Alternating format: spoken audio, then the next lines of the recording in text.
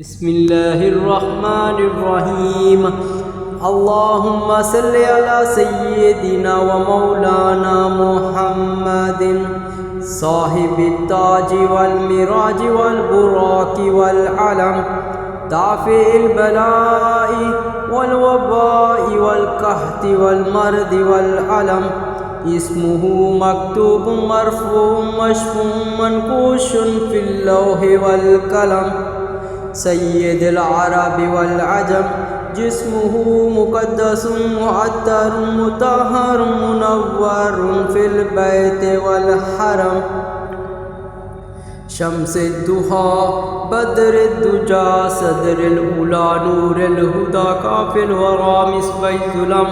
جميل الشيام شفيع الأمم صاحب الجود والكرم،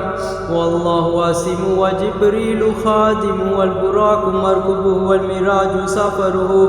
وسدرة المنتهى مقامه، وقاب قوسين مطلوب والمطلوب مقصود والمقصود موجود، سيد المرسلين خاتم النبيين شفيع المذنبين أنيس الغاربين رحمة للعالمين،